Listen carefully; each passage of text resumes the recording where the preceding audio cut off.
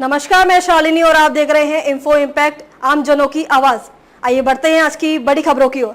जब भारत ने बदल दिया दक्षिण एशिया का नक्शा, पाक के 93,000 सैनिकों ने क्यों टेके थे घुटने। नई दिल्ली विजय दिवस। भारत हर साल 16 दिसंबर को विजय दिवस मनाता है। भारत ने 1971 के युद्ध में पाक को धूल चटाई थी, जिसका जश्न इस दिन मनाया जाता है। 1971 युद्ध में पाकिस्तानी सेना का सरेंडर एक ऐतिहासिक घटना थी, जिसने बांग्लादेश की स्वतंत्रता की घोषणा की।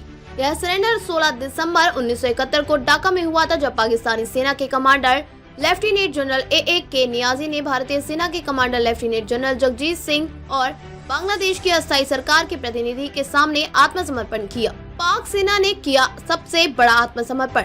इस सरेंडर के पीछे कई कारण थे, जिनमें एक प्रमुख कारण था भारतीय सेना की मजबूती और पाकिस्तानी सेना की कमजोरी। भारतीय सेना ने पाकिस्तानी सेना को कई मोर्चों पर पराजित किया और ढाका की ओर बढ़ रही थी। सरेंडर के बाद पाकिस्तानी सेना के 93,000 सैनिकों ने आत्मसमर्पण किया, जो द्वितीय विश्व युद्ध के बाद सबसे बड़ा आत्मसमर्पण था। इस सरेंडर ने बांग्लादेश की स्वतंत्रता की घोषणा की और पाकिस्तान के लिए एक बड़ी हार का प्रतीक बन गया। बांग्लादेश का हुआ जन्म। 1971 के युद्ध में भारत को भी नुकसान उठाना पड़ा था। भारतीय सेना के 3900 जवान शहीद हुए थे और 9800 से ज्यादा घायल।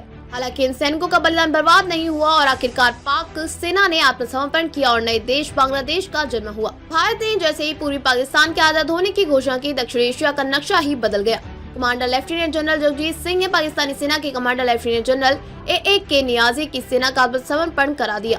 भारत पाक युद्ध की कहानी 3 दिसंबर 1971 को भारत पाकिस्तान युद्ध की शुरुआत हुई थी। पाकिस्तान ने 11 भारतीय वायु सेना स्टेशनों पर हवाई हमले किए। युद्ध पूर्वी और पश्चिमी दोनों मोर्चों पर लड़ा गया। 4 दिसंबर 1971 को भारत ने ऑपरेशन ट्राइडेंट शुरू किया। इंदिरा गांधी ने आधी रात को ऑल इंडिया रेडियो से इस युद्ध की घोषणा की थी।